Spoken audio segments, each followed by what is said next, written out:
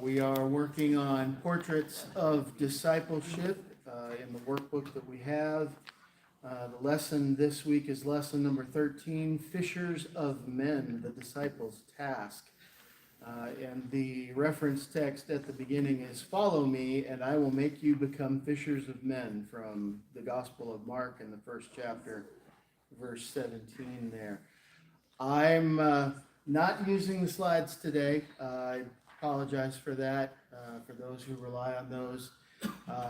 We're going to be working straight out of the workbook. I believe there are still copies back in the back if you need them. We're going to jump right back to the questions at the end, and we're going to run through the first couple of them real quick. Why did Jesus come to this world? Reason to seek and save those who are lost. To seek and save those who are lost. That's basically verbatim from Luke 19, isn't it? Yeah. Okay. So to seek and save the lost, one of the primary missions of our Lord, if not the primary mission. Why does Jesus call Peter and Andrew to follow him? We just read Mark 1, verse 17. Why does Jesus call them? This one actually confused me a little bit because the why seems a little nebulous, but let's not overthink it. What did he say that he was going to do for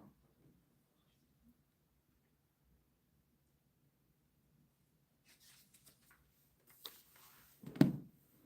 Who wants to read Mark chapter 1, verse 17? It's right there at the top. Mark chapter 1, verse 17, right? Mm-hmm. So all the generations from Abraham to David are 14 generations, and from David Mark? until Mark?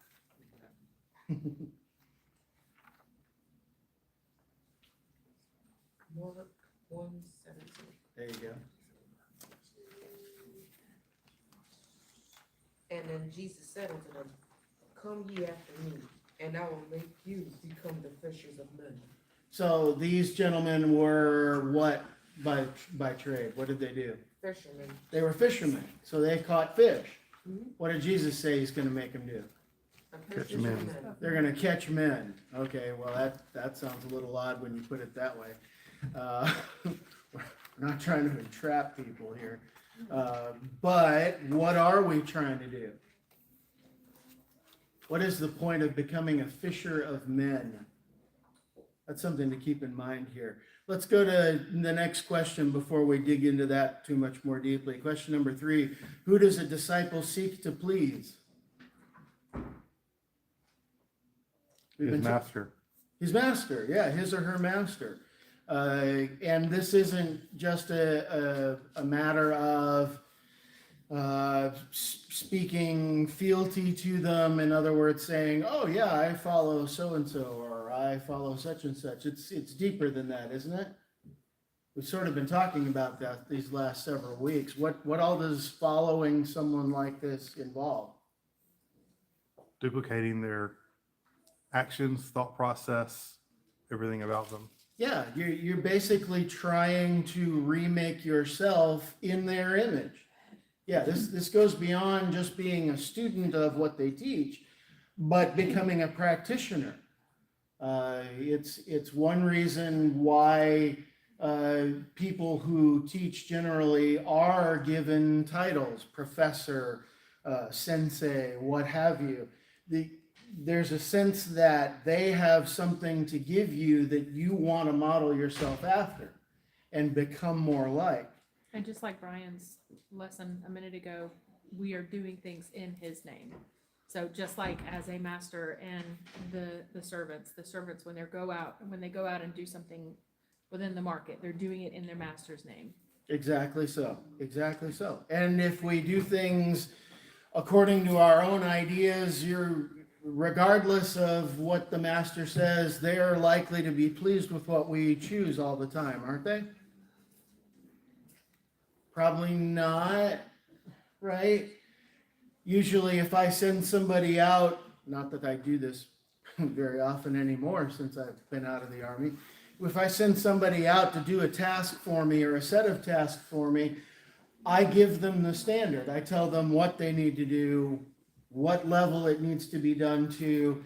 If they have questions, then I have to say what? I have to say either do the best you can or come ask me, right? They don't get to just make it up on their own. If I'm a sergeant and I'm sending out privates to go do whatever, the privates don't get to decide. That's not how the Army works. Okay, I tell them what to do. The lieutenant tells me what to do. The captain tells him what to do. Him, her, it, they. Okay. And we all do what we've been given specific instructions to do. So a disciple seeking to please their master is what we're looking for here. In question 4, how can one walk worthy of the Lord? Can I have someone read Colossians chapter 1, verses 9 and 10?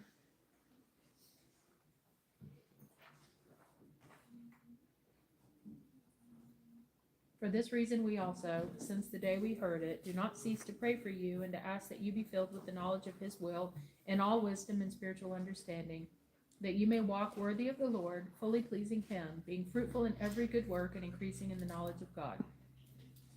Excellent. All right. So, and there's a reason I had both verses there instead of just Colossians 1:10. Full context. How do we walk in a way that is pleasing to God? By being filled with the knowledge of By his will. being filled with the knowledge of his will. In other words, getting the instructions. We got sent out to go do something. Do we just make it up on our own? No. Where are the instructions? Anybody? In God's word? In the Bible? That's what we're studying, right? One last question here. Question 5. What does God want for mankind? All mankind, by the way. To be saved. To be saved. Not to perish. To be saved and to what else? How are they going to be saved? Say again. Obedience. Okay. Through his blood. Through his blood. Okay. Specifically in this passage, 1 Timothy 2, verses 3 and 4, how do they end up with that obedience? How do they find out what to do? They come to the knowledge. They come to an understanding of the truth. Yes, exactly so.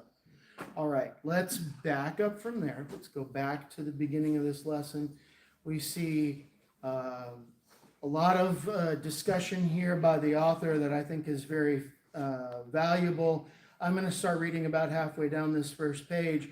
Peter and Andrew knew the work of catching fish, but Jesus would teach them the work of catching men. Disciples have to be taught how to become fishers of men. It does not come naturally to everyone.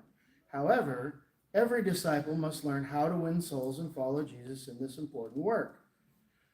According to Acts 14, verse 21, disciples are to be made. One of the responsibilities of discipleship is to make more disciples. Before Jesus left this world, he commissioned his apostles to go into the world and make more disciples. We find that in Matthew chapter 28. These new disciples were to be taught to observe all things that Jesus had commanded them. And the last thing that he had commanded them to do was to go and make disciples. So, why should we be fishers of men? Why should disciples of Jesus be concerned about making more disciples? As we get into this section number 1, what's the first reason that's listed? We've already touched on it briefly. What's the first reason listed here for making more disciples? Because Jesus said to. Because Jesus said to, and we're following Jesus, right? That seems easy. I don't overthink this. I'm not trying to play gotcha here, right? This isn't, read my mind and come up with the answer. Most of the time, it's written right there. We do it because we're following Jesus. Disciples are followers. We're told to follow the teachings and examples of Christ. We are to be like our master. And so what did our master do? If Christ is living in us, what would he have us to do? He came to seek and to save the lost, as Neil pointed out to us earlier from Luke 19 and verse 10. If we are truly following Jesus, we will be found where he was found, doing the important work he was doing. What was the important work Jesus was doing? Seeking and saving those who are lost. Seeking and saving those who are lost. Do we have the ability to save people? Yes. Yes. We have the ability to give them the means to be saved. Okay, I'm glad you clarified that, because I was gonna flip that on you. Do we have the ability to condemn people? They condemn themselves. No, it's God's job to decide who's saved and who's condemned, right? Vengeance is mine, I will repay, it's written somewhere, I think. Okay, so if we don't have the physical ability to wave a wand or say a prayer and save somebody, or condemn them for that matter, then what can we do? And Angie touched on this a little bit just now. We do what Andrew did. Do what Andrew did. What did Andrew do? He went to Peter and said, I've found the Messiah. You need to come see him. Excellent. Yes, we need to share the news that we have. We need to share the information that we have in hopes that others will figure it out. We can preach, right? We can teach. We can live our lives according to the gospel, right? We can provide a living example of what it means to be a Christian and a disciple of Christ.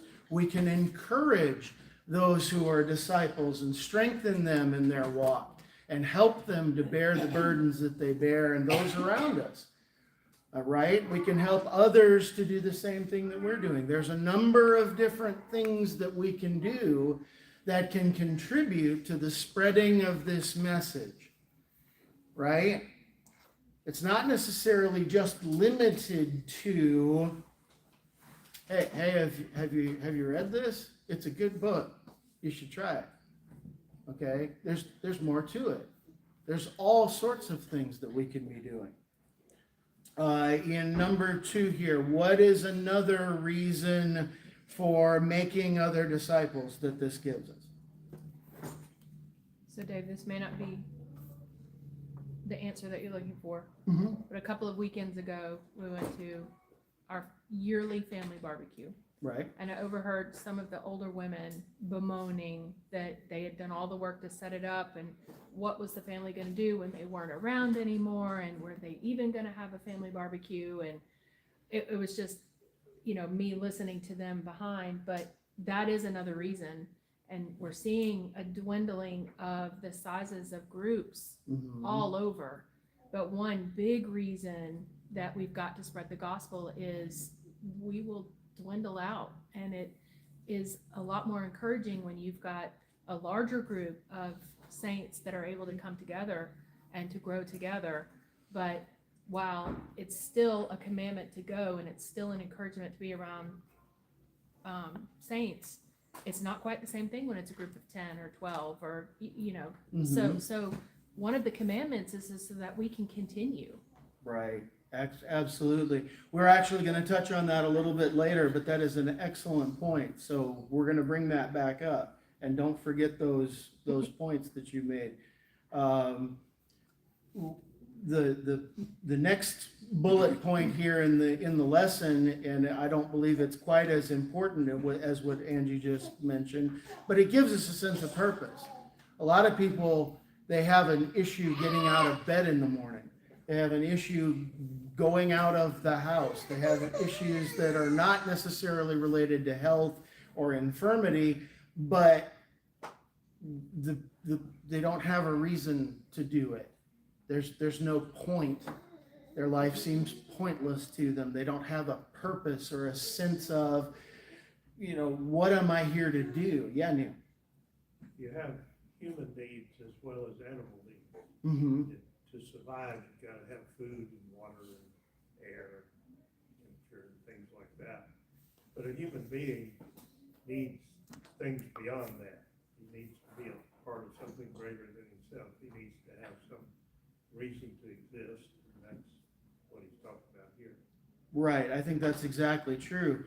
And we can see this in one of the very first stories in the Bible when it talks about creation and Adam and Eve got made and God put them in Eden, which we often use as a synonym for paradise on earth. And what did he tell them to do? What did he give them to do? Did he say just go do whatever? They had to tend the garden. No, he says go tend the garden. Here's something you can do that's helpful and good and useful. And I think a lot of people benefit from having the idea that, you know what, I have a thing that I am useful for. And so giving us this task of teaching and making new disciples gives us a purpose. And what higher purpose can there be, at least in my opinion, than serving the God of creation, the one who put us here in the first place and doing his will. Dave, I think that's one of those things that we'll sometimes struggle with by twisting it a little bit. Mm-hmm. And that is, men, I think especially, gravitate towards titles and positions where they have a title. If someone earns a doctorate in something, a lot of them force you to call them doctor, whether they're a medical doctor or not. You address them as Dr. Johnson, whatever it is. Mm-hmm. If someone is a lawyer, that is their whole identity. That I am a lawyer, and everybody needs to know that, whether the first time they meet them. Whatever position, if you attain a position, we feel like we have to identify ourselves as what we do as opposed to who we are. And so none of that's going to matter in eternity, whether we're a doctor or a lawyer or a farmer for that matter. But what matters is going to be whether we're a Christian or not. Mm-hmm. And so if we try to derive our biggest purpose, our biggest reason from that, then all the things that can happen in life, you can lose a job, you can have a relationship go bad, you can have all these things that happen to you in life. If your essence is what you define yourself as Christian first, then none of those other things are going to matter as much. They're going to matter. Sure. They're going to hurt, Mm-hmm. right? That's what life is sometimes. But when those things don't happen the way we think, and our job title, whatever changes, if we have that as our purpose in life is this, then those things won't matter as much. Exactly so. That actually leads us to our next point. As disciples of Christ who are we trying to please in our lives? The point number 3 here is it'll please our master. And we've already discussed that a disciple is trying to become much more like their master than they were to start with. We're not trying to please ourselves, the author says here, because the first step of discipleship is to deny self, according to Matthew 16, verse 24. We're not trying to please our family because no one is to come before Christ. That's Matthew 10, verse 37. We're not trying to please people in the world because we're not to love the world. And that's from 1 John 2:15. We're to do the things that please Christ. As a soldier of Christ, we've actually talked in weeks past about the idea of a disciple as a soldier of Christ. We're to please our commander by faithfully executing his orders. We're to walk worthy of the Lord, fully pleasing him by being fruitful in every good deed, according to Colossians 1 and verse 10, which we read earlier. Being entrusted with the gospel, Paul sought to please God with his words, not men.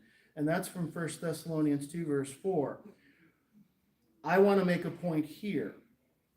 Being entrusted with the gospel, Paul sought to please God with his words, not men. Does that mean we go and hit people over the head with our Bibles? Or swords, or guns, or bombs, or tanks, or fill in the blank? I see some heads shaking no. You're allowed to speak. It's okay. Speak the truth in love, let your speech be with grace, seasoned with salt. Exactly so. Exactly so. We season our speech with salt, Neil said, in case that wasn't audible.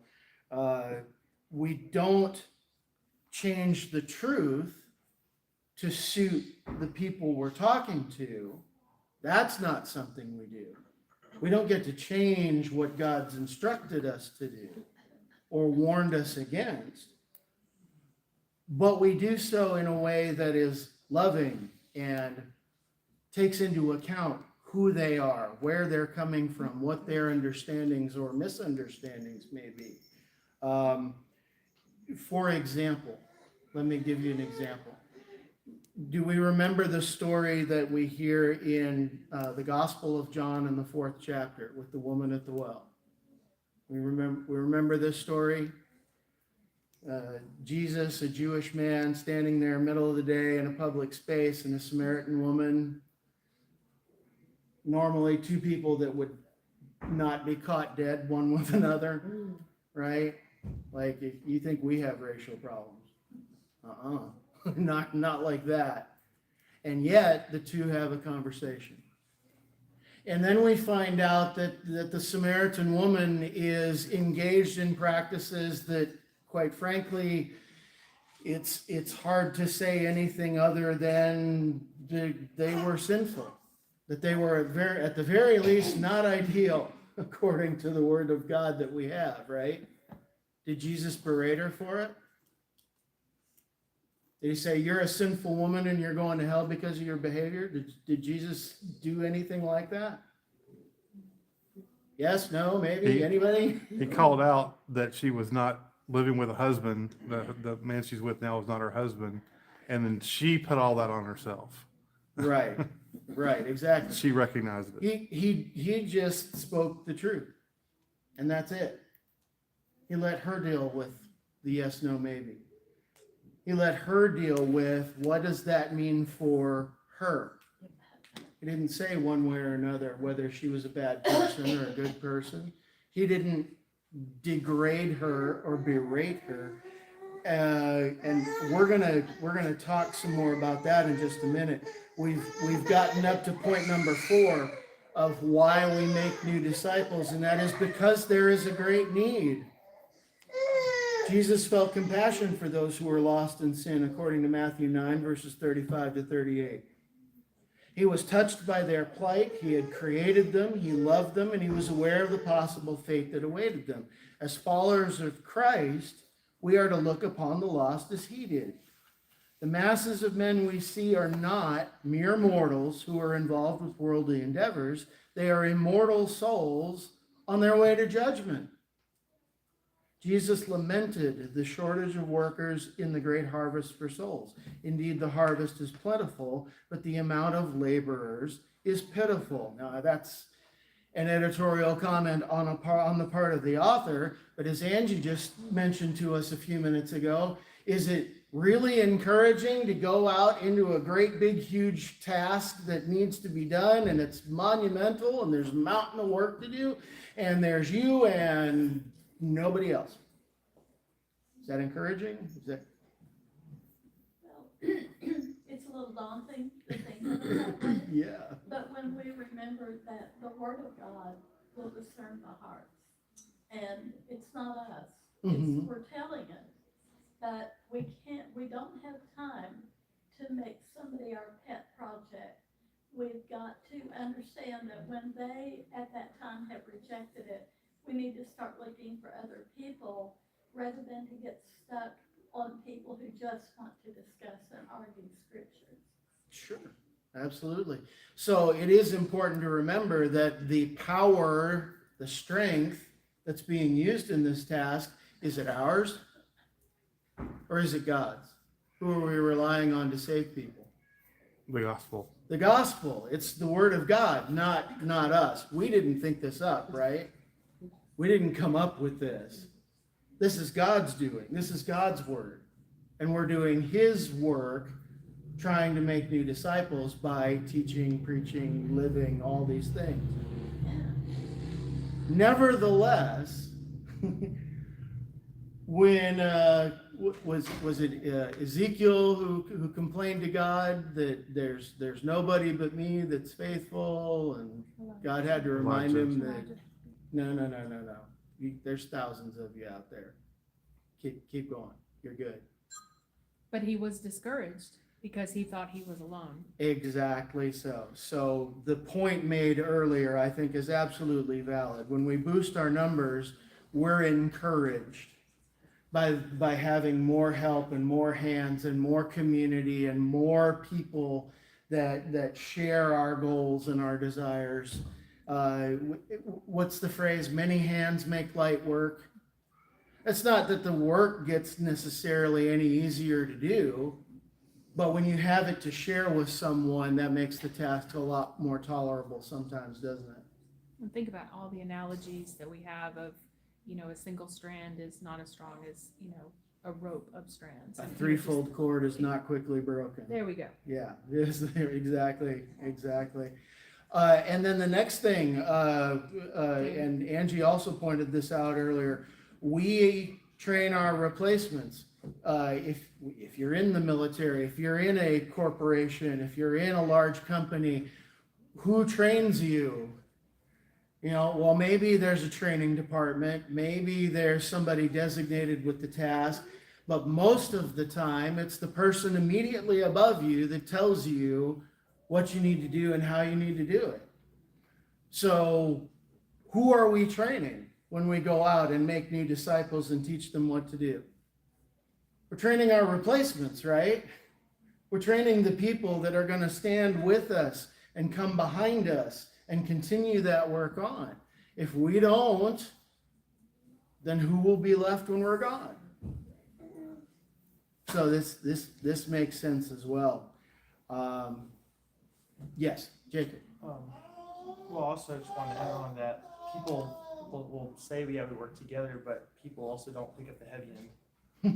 It's like, yeah, we're gonna work as a team, but then the first one to go lead the group, and you still go pick up the light side because it's not for them. They're not good at it, so they're not going to try to really put an effort for it. And I think that's still an issue sometimes, especially with, there's, look at larger or smaller groups. There's pros and cons of both, of course. But I see an issue with much larger groups can be that because they get lost in the numbers, they don't try to pick up the heavy end. Fair enough. They're not really trying anymore to do that work. It's like, well, we already have people that are doing that. I don't need to step in and try. Mm-hmm. And then it's easy to step out of the picture, not do it for a while, and then you lose the practice and you're not good at it after a while. And then after a while, it's been several years since you've been practicing, you Mm-hmm. lose the skill. And so I think that's something to keep in mind is that when we work together, you can't just stop picking up the heavy end. You've still got to put in the effort at the same intensity for an extended period of time. So this brings up an interesting point. Let's say we've got a moderate task set in front of us, and there's 1,000 people along with us set aside to do this task. Does that absolve us of our individual responsibility? Absolutely not. Of course not. Absolutely not. Okay. By the same token, once again, whose power are we using? Whose strength are we using to do the job?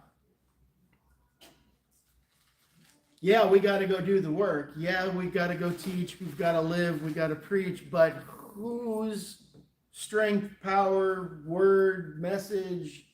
God's. It's God's. Exactly so. When Paul prayed 3 times to have the thorn in his flesh removed, whatever that was, whatever physical infirmity it was, what did God tell him? My faith. My grace grace is is sufficient. God said, my grace is sufficient for you. Okay? Paul follows that up with, his strength is made perfect in weakness. What does that mean? Because in having that thorn, he's got a constant reminder to go to God with his needs. Exactly. He's right. We remember that this is not something we're doing for ourselves. This isn't something we're doing that's made from our idea or our sense of identity. It comes from the fact that we've chosen to do things God's way, using God's strength, using God's plan, and not our own. Right? That may any comments on that? Any thoughts on that? Yes, sir. parallel to Gideon, God wouldn't save them with a large army. He wouldn't save them until he cut the army down to 300 people. He had 2 million, whatever it was. We wouldn't consider that an army, we would consider that a battalion according to today's, yeah. Yeah, but it made the point hmm that it was not their power, it was God's power. Exactly, exactly. As we continue reading there, it says there's a need for those who have the truth to share with the lost. Those lost in sin are not laboring in the harvest. That makes sense, right? Those lost in sin are not laboring in the harvest. Those who are promoting error are sabotaging the harvest, aren't they? We see why that would be the case. People who are promoting things that are not according to God's plan, how they're tearing down, they're sowing weeds, as it were. Those lazy and indifferent Christians are ignoring the harvest. What do we think as far as that? Lazy and indifferent Christians. Is that a good way to be? It reminds me of the lukewarm church. The We know it. lukewarm church of Laodicea in Revelation. Yeah. It's like, yeah, we're good. It's fine.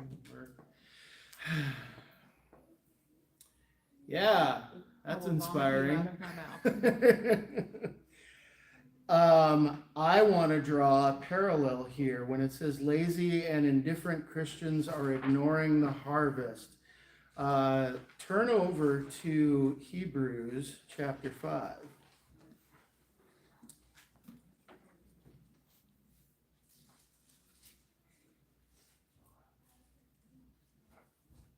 As soon as I get there. Hebrews chapter 5 and verse 11. The writer there says, "About this we have much to say, and it is hard to explain, since you have become dull of hearing. For though by this time you ought to be teachers, you need someone to teach you again the basic principles of the oracles of God. You need milk, not solid food. For everyone who lives on milk is unskilled in the word of righteousness, since he is a child. But solid food is for the mature, for those who have their powers of discernment trained by constant practice to distinguish good from evil." So what was the problem with the Hebrews? Were they lazy? Were they indifferent? Did they just not care?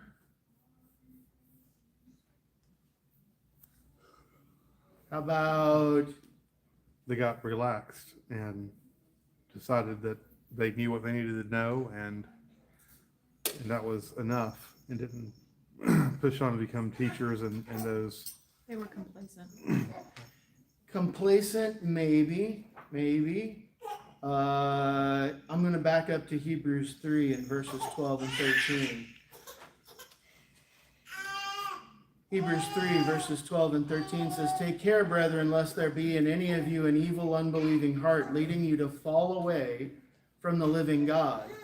But exhort one another every day, as long as it is called today, that none of you may be hardened by the deceitfulness of sin." And then if you'll skip down to Hebrews 4 and verse 1, "Therefore, while the promise of entering God's rest still stands, let us fear lest any of you should seem to have failed to reach it. For good news came to us just as it did to the Israelites. But the message they heard did not benefit them because they were not united by faith with those who listened." And then as you skip down once again, this time to Hebrews 6,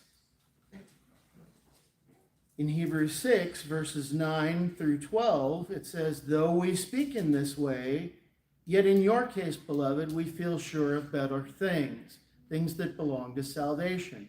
For God is not unjust so as to overlook your work and the love you have shown for his name in serving the saints, as you still do.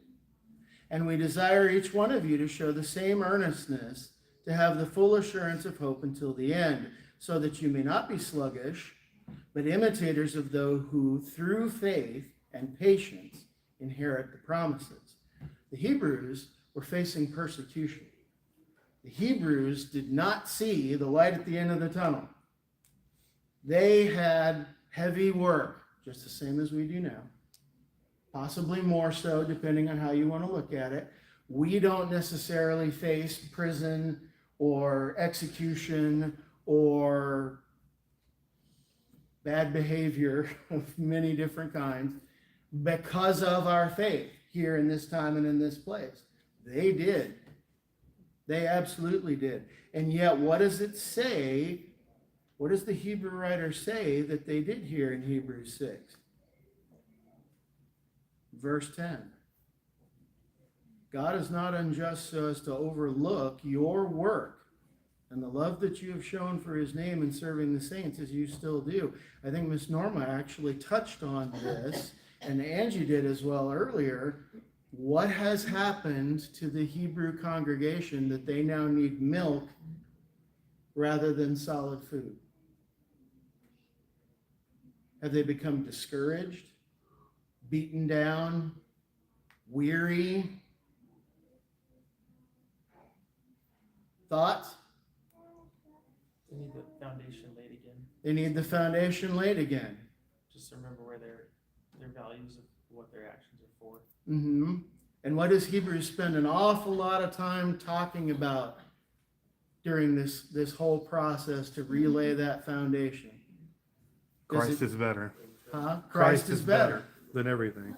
Than Mhm. than the sacrifices, than the law, than the priests, than everything. Mm-hmm. Exactly. Ms. Norma? When we came up out of the water, the people who taught us that your job is to go right now and tell people. And Donnie set up immediately 15 or 20 Bible studies. If that doesn't help you mature and learn that foundation, nothing will. Mm-hmm. Because when you're excited, you're a part of this new, beautiful family, and you want to take that and share that with people. And while you tell them you're building your foundation so that you can go on to mature in other works. Absolutely. Absolutely. And remembering Donnie as I do, he was an encouragement to me as well. Very, very fond memories of him. And I'm thankful for God that we met. If we go down one last time in Hebrews to chapter 10, in Hebrews chapter 10, I think this spells it out fairly well. Verse 32 in Hebrews 10. But recall the former days when, after you were enlightened, you endured a hard struggle with sufferings, sometimes being publicly exposed to reproach and affliction, and sometimes being partners with those so treated. For you had compassion on those in prison, and you joyfully accepted the plundering of your property, since you knew that you yourselves had a better possession and an abiding one. Therefore, do not throw away your confidence, which has a great reward. For you have need of endurance, so that when you have done the will of God, you may receive what is promised. For yet a little while, and the coming one will come, and not delay. But my righteous one shall live by faith, and if he shrinks back, my soul has no pleasure in him. But we are not of those who shrink back and are destroyed, but of those who have faith and preserve their souls. What does the Hebrew writer do here in this passage for the Hebrews?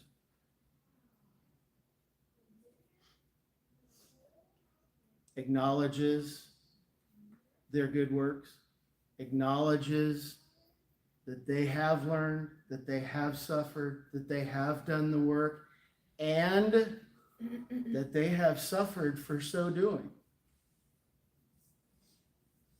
Then what does the writer do? Reminds them of the promise. Reminds them of why they're doing it in the first place. Exactly. Yep. As we move on to the next section here, and our time starts to dwindle a little bit, section number 5 here says, we do it because it's the right thing to do. Could I have somebody turn over to 2 Kings chapter 7? And if you would, read verses 3 through 10.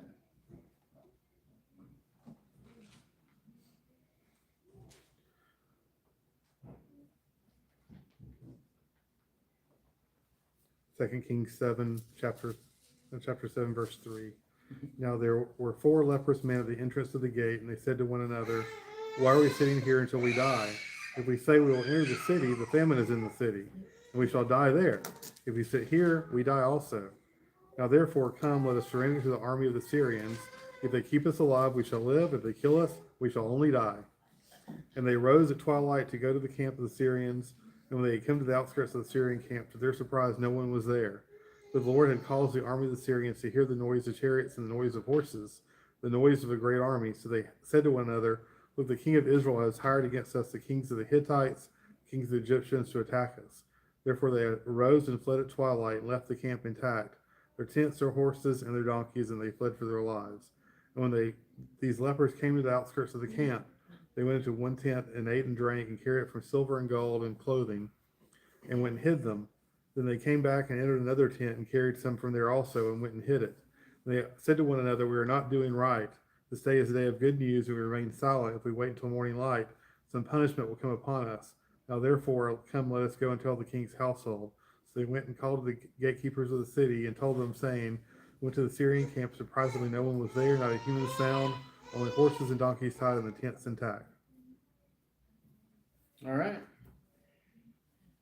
This goes to question number 7 in the fact. Why did the 4 lepers feel compelled to tell others of the good news that they had found, rather than keeping it a secret? Well, the first part is they recognized that what they were doing was wrong.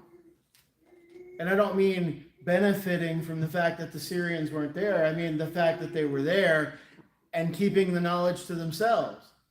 They recognized that was not a good thing that they were doing. That the right thing to do was to spread the message. They recognized the significance and the goodness of the message that they had to deliver. Right? And then, what else did they realize? A lot of times people think about, well, a loving God wouldn't threaten you to try and obey, right? Something bad would happen unless they went and told people. Yeah, you know what? Not only is this wrong, and we realized that at the beginning, not only is this the right thing to do to go tell people, but also, if we don't go tell people, we're going to suffer for it. And rightfully so, right? Yeah. So do those things apply to us today? Does God say, hey, go make more disciples? I think the answer is yes. Do we understand that this is a good thing, that this is a good plan that we ought to do? Yeah, I think we understand that. Do we also understand that failing to do that, like choosing not to do that, we're doing wrong? I think that's also fair.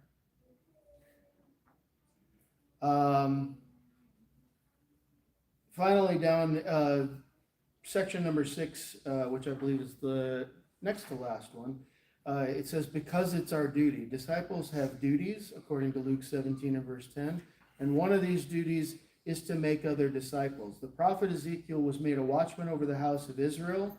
The watchman has an important duty. They warn of approaching danger. When they make the warning, people may ignore it and perish, but they've done their duty. However, when he fails to sound the warning, the blood of the people is on his head. Those who are lost in sin are in danger of losing their eternal souls. They must be warned and rescued. We are the ones who know about the danger, thus it's our duty to warn them. Any thoughts on that?